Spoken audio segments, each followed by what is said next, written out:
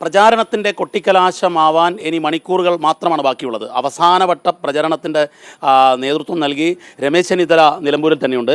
അദ്ദേഹം നമ്മളോടൊപ്പം ചേരുകയാണ്. ഏറ്റവും പ്രധാനപ്പെട്ട കാര്യം, ഇനി മണിക്കൂറുകളില്ല വോട്ടർമാർക്കിടയിലെത്താൻ. എന്താണ് ഒടുവിലത്തെ അഭിപ്രായം? വോട്ടർമാർ അവരുടെ മനസ്സ് പാകപ്പെടുത്തിയിട്ടുണ്ട് എന്നാണ് എൻ്റെ വിശ്വാസം. UDF അനുകൂലമായ ഒരു രാഷ്ട്രീയ അന്തരീക്ഷം ഈ നിയമമണ്ഡലത്തിൽ കാണാൻ കഴിയും. വളരെ വ്യക്തമാണ്. UDF ഒരു മേൽക്കൈയുണ്ട് എന്നത് വളരെ വ്യക്തമാണ്. ഇന്നലെ പ്രിയങ്ക ഗാന്ധിയുടെ വരവോടുകൂടി തന്നെ പ്രവർത്തകരിലും ജനങ്ങളിലും ഒരു വല്ലാത്ത ആവേശമുണ്ടായിട്ടുണ്ട്. അപ്പോൾ അത് ഞങ്ങൾക്ക് വോട്ടായി മാറും. പിന്നെ ഗവൺമെൻറ്റിനെതിരായിട്ടുള്ള വികാരം വളരെ ശക്തമാണ്. ഈവൻ CPM പ്രവർത്തകന്മാർ പോലും എൻ്റെ പ്രവർത്തനങ്ങളിൽ നിരാശരാണ്. അപ്പോൾ ഒരു വലിയ വിഭാഗം ജനങ്ങൾ, സർക്കാരിനോട് എതിർപ്പുള്ള ജനങ്ങളുടെ വോട്ട് UDF അനുകൂലമായി മാറും. പിന്നെ ബേസിക്കായി കോൺഗ്രസിനുള്ള വോട്ട് ഇവിടെയുണ്ട്, ലീഗിനുമുള്ള വോട്ടുണ്ട്. അതുകൂടി വരുമ്പോൾ നല്ല ഒരു കംഫർട്ടബിൾ മാർജിൻ ജയിക്കുമെന്നാണ് എൻ്റെ വിശ്വാസം. അൻവർ വലിയ ആളെ കൂട്ടിക്കൊണ്ട് വലിയ രീതിയിലുള്ള ഒരു പ്രചരണ പരിപാടി നടത്തി. ഇന്നലെ കണ്ടു, ദേശീയ നേതാക്കളേക്ക് ഇറക്കുന്നു.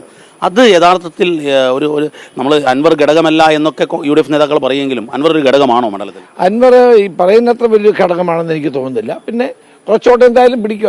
9 വർഷം MLA ആയിരുന്ന ഒരാളല്ലേ. പക്ഷെ അത് ഞങ്ങളെ ബാധിക്കാൻ പോകുന്നില്ല എന്നുള്ളതാണ് സത്യം.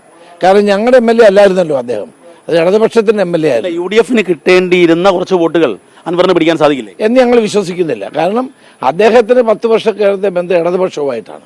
അവരുടെ വോട്ട് പോകാൻ നോക്കിയാൽ മതി, ഞങ്ങളുടെ വോട്ടൊന്നും പോകില്ല. LDF വോട്ട് മാത്രമായിരിക്കും അൻവർ കൊണ്ടുപോകുന്നത്. മറ്റൊന്ന്, ഇവിടെ സ്ഥാനാർത്ഥി വോട്ടായിരിക്കും കൂടുതൽ പിടിക്കാൻ പോകുന്നത്. അതാണ് ഞാൻ പറഞ്ഞത്. UDF വോട്ടും പോയേക്കാം, അല്പസ്വല്പം വല്ലതും പോയേക്കാം. പക്ഷേ ഞങ്ങളെ അത് ബാധിക്കാൻ പോകുന്ന കാര്യമല്ല. മറ്റൊരു പ്രധാനപ്പെട്ട കാര്യം, ഈ BJPയുടെ വോട്ട് ഈ മണ്ഡലത്തിൽ എങ്ങനെ വരുമെന്നുള്ളതാണ്. കാരണം BJPയുടെ ഒരു കാൻഡിഡേറ്റ് BJPയും CPMുമായിട്ടൊരു അന്തർധാര ഉണ്ട് എന്നുള്ളതാണ് ഞങ്ങൾക്ക് മനസ്സിലാക്കാൻ കഴിഞ്ഞത്. അവരാദ്യം സ്ഥാനാർത്ഥിയെ നിർത്തുന്നില്ല എന്ന് പറഞ്ഞു, പിന്നെ ഒരു പേരിന് വേണ്ടി സ്ഥാനാർത്ഥിയെ നിർത്തി.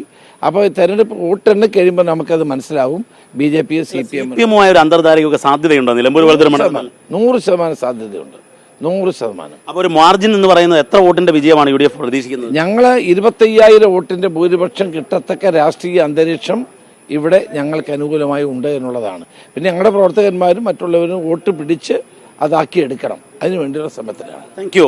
വളരെ വലിയ ഭൂരിപക്ഷത്തിന് ജയിക്കും എന്നുള്ളതാണ് രമേശ് ചെന്നിത്തല 24 പറയുന്നത്. നിലമ്പൂരിൽ നിന്നും ക്യാമറാമാൻ രാജേഷ് വളരിക്കൊണ്ടൊപ്പം ദീപക് ധർമ്മടം, 24.